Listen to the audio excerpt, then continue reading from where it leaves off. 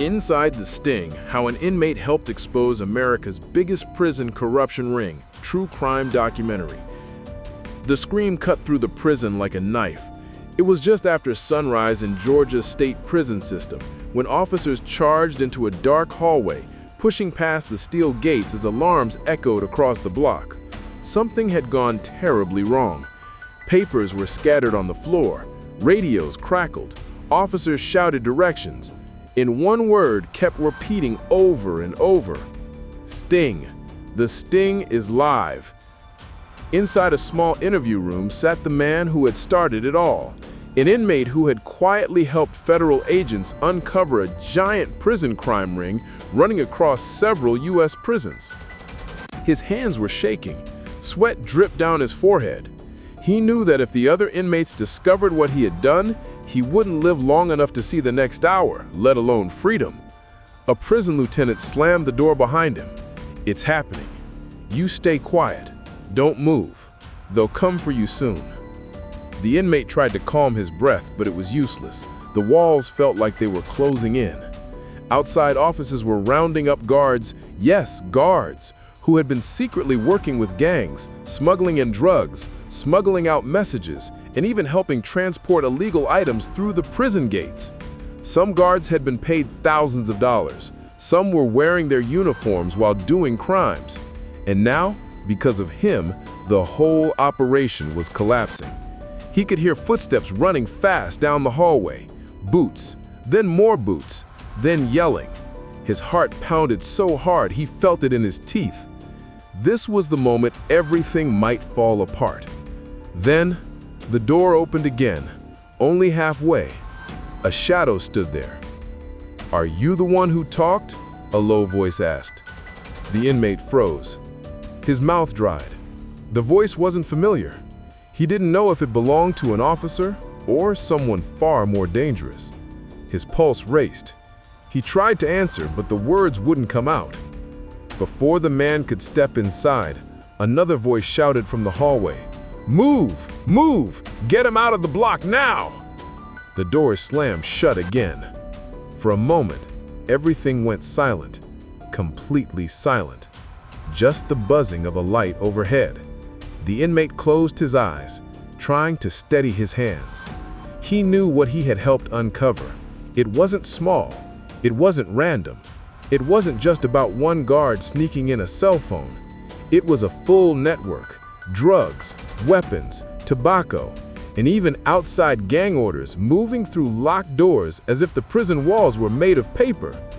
Federal agents had been watching for months, recording, listening, tracking every payment, every meeting, every message passed under the table. And he had been their eyes inside. But now, with the Sting live, he wasn't sure if the prison could protect him. Some of the corrupt officers were still loose. Some gang members had already figured out something was wrong. And in prison, rumors travel faster than light. Suddenly, the lights flickered. Once, twice, then again. The inmate opened his eyes. He wasn't alone anymore. A tall figure stood right outside the tiny window in the metal door, staring in at him. No expression, no words, no movement, just watching. The inmate's stomach twisted. Did they know? Were they here for him? Before he could react, the loudspeaker crackled on above his head. "All units, lockdown! Lockdown now! We have a breach!" The speaker cut out. The hallway outside exploded with shouting, and then the lights died completely. Darkness swallowed the room, and the inmate realized something terrifying. The most dangerous part of the story was only just beginning. The darkness felt alive. The inmate could hear fast footsteps, metal clanging, and angry voices echoing through the hallway. The whole prison sounded like it was turning inside out. The Sting had triggered chaos far bigger than he expected. He pressed his back against the cold wall, trying to make himself small and silent. Then came the scraping sound. Slow, steady, like someone dragging something heavy across the concrete floor outside his door. He held his breath. A flashlight beam flickered through the tiny window in the door, shaky, jumpy, like the person holding it was nervous or hurt. The light swept across his face, blinding him for a second. "Get away from the door," a voice whispered sharply. He couldn't tell who it was. The beam jerked away, and he heard keys rattling, fast and unsteady. Someone was trying to open the door. Someone who clearly wasn't supposed to be there, not with the prison in lockdown. His knees went weak. Was this rescue, or was this revenge? The lock clicked, but before the door opened, another set of footsteps thundered down the hallway. "Hey, step away from that door!" an officer shouted. The flashlight dropped. It clattered to the ground. Whoever was outside ran, boots slapping hard against the floor, fading into the chaos. A loud bang shook the hallway, like a metal gate slamming shut. Then, silence again. The inmate pressed his hand to his chest. He could feel his heart pounding through his jumpsuit. For a moment, he tried to slow his breathing, but there was no time to relax. Not today, not during a federal sting, not after crossing the most dangerous line inside a prison, informing. He thought back to how it all started. Months earlier, he had watched a new guard bring in a package. It wasn't hidden well. The inmate knew exactly what it was, contraband. But what shocked him was the guard's confidence. She walked in, smiling, laughing, acting like she owned the place. No fear, no shame. And she wasn't alone. More guards were doing it. New ones, old ones, even high-ranking ones. Some carried cell phones inside their boots. Others smuggled in drugs wrapped in food containers. A few were caught on camera taking cash from gang members in parking lots late at night. They didn't care who saw. They believed they were untouchable.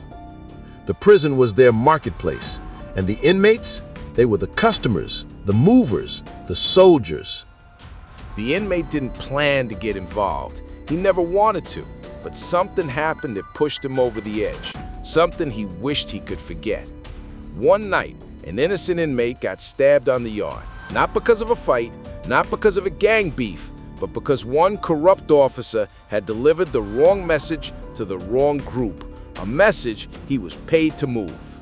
A simple mistake. A deadly mistake. A life lost because someone was making fast money. That was the moment the inmate decided he couldn't just watch anymore. He contacted a federal agent who had visited the prison months earlier. He whispered the truth. He gave names. He gave times. And that single moment set off a chain reaction, one that grew bigger than he ever expected. A knock blasted against his door, snapping him back into the present. "Open up!" a voice yelled. The inmate stood frozen. He couldn't see who it was, couldn't judge the tone, couldn't trust anyone. Then the voice lowered to a harsh whisper. "Listen, they're looking for you. They know you talked." The inmate felt his whole body go cold. The whisper continued, trembling with urgency. "You have less than a minute before they get down this hall. If you want to live, you need to move now." Before he could respond, the door lock turned again. This time, slowly, carefully, like whoever was on the other side didn't want anyone else to hear. The inmate took a step backward, and the metal door began to open. The metal door opened just an inch, then another, then another. A narrow strip of light slid across the floor. The inmate held his breath, waiting to see who stepped inside. His hands were shaking, his stomach twisted. If this was the wrong person, he knew he wouldn't make it out alive. The door opened fully. A small, older officer slipped into the room, shutting the door behind him with trembling hands. His uniform was wrinkled, sweat dripped down his forehead. His voice cracked when he spoke. "Listen to me. I'm not here to hurt you. I'm here because the FBI told me to get you out right now. The inmate stared at him, unsure if it was a trick. In prison, tricks were everywhere. Setups were common. One wrong step and you could disappear forever. But the fear in the officer's eyes looked real. "They're coming down this hall," the officer said, pointing to the door. "Not the good ones, the bad ones, the ones you exposed. If they reach you first, you're done." The inmate swallowed hard. "How many?" he asked. "At least 3, the officer whispered, "and they're armed." That was all he needed to hear. The officer opened the door again and motioned for him to move. The hallway was dim, with emergency lights glowing red along the floor. Shouts echoed in the distance, keys clanged, radios buzzed with panic. The whole prison felt like a storm tightening around them. They ran. Every step sounded too loud. Every shadow looked dangerous. The hallway smelled like sweat and metal and fear. The officer led him through a corner, then another, then down a narrow stairwell. Halfway down the stairs, a voice boomed behind them. "Hey, stop right there!" The officer froze. The inmate froze. The voice was deep, angry, familiar. One of the corrupt guards. Heavy boots pounded down the stairs. The officer turned to the inmate. "Go," he whispered. "Go now." "I'm not leaving you," the inmate said, his voice shaking. "Yes, you are," the officer whispered, gripping the railing. "Run." The inmate ran. Behind him, he heard the officer confronting the approaching guards. Loud arguing, shouting, a crash, then a scream. The inmate sprinted through another hallway, pushing through a service door and racing into a loading area behind the kitchen. His breath burned in his chest. His legs felt like they would snap, but he didn't stop. A black SUV screeched to a halt outside the gate. Lights off, engine roaring. 2 men in plain clothes jumped out. "Get in, now!" The inmate stumbled toward them. One agent pulled him by the arm and shoved him into the back seat. The door slammed shut. The SUV took off so fast, the tires screamed. As they sped away from the prison, the inmate watched through the rear window. Officers were running around the yard. Emergency lights flashed everywhere. The place looked like a war zone. One agent turned to him. "You did good," he said. "You helped bring down one of the biggest corruption rings we've seen in the Georgia prison system. Dozens of officers arrested, multiple inmates charged, millions in illegal trade shut down."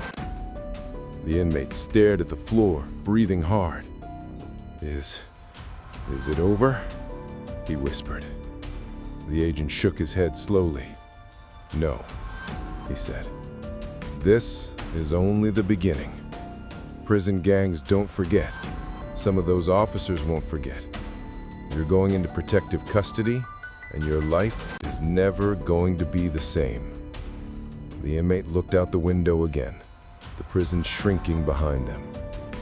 For the first time in a long time, he didn't feel trapped. But he didn't feel safe either. The agent leaned closer and spoke quietly. "You brought down a crime ring that reached far beyond those walls. What you did took courage, but it also painted a target on your back. From now on, every move you make must be careful." The SUV turned onto the highway. Blue dawn light began to creep over the horizon. The inmate closed his eyes. He didn't know what his future would look like. He didn't know where he'd be sent. He didn't know who still wanted him dead. But he knew one thing. His story wasn't over, not even close. And the world was finally going to hear the truth.